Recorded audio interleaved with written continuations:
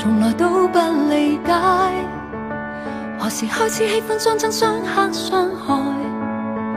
權力越大越暴力越難被按耐，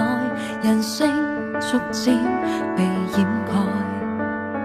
看看這個壯闊美麗的海，其實大自然為人類悉心的灌溉，但又被人類謀奪肆意傷害，幾多綠葉都不在，各種天災未平息，也不足以蓋掩高溫戰火，未能阻再多估計，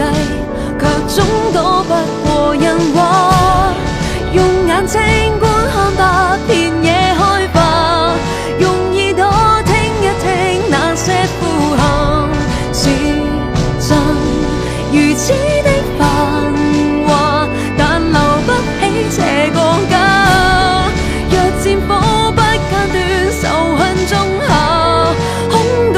貪婪內心一刻，千鈞一髮，窮人的薔薇一剎那，瞬間光影都變化。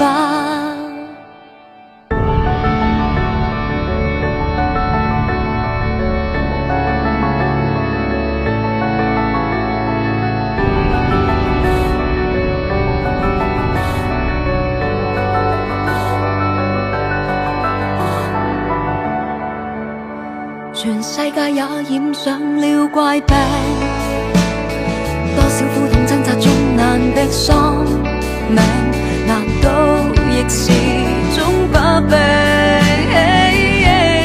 多麼渺小，無法去挽救奮戰到底的心跳，坐在立着我在極覺不安煩擾，沒法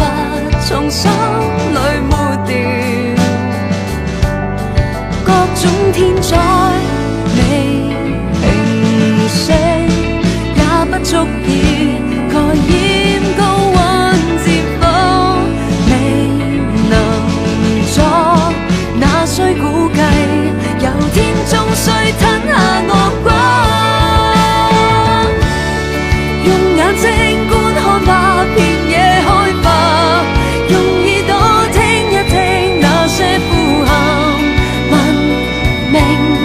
如光速進化，但留不起這個家。若戰火不間斷，仇恨種下，恐懼貪婪內心一刻，千鈞一髮，窮人的薔薇一剎那，萬家燈火都變色。平凡人民要怎麼拯救？戰鬥的雙手用眼淚祈求，沒法換來時日倒流，窮得只剩溫柔，能安好歸家沒重傷，已經很足夠。剩呼吸一口，都必須抖擻，不死上又無限宇宙，沒轉息可仰望遠空星星，沒遠征可細達，情有少勁。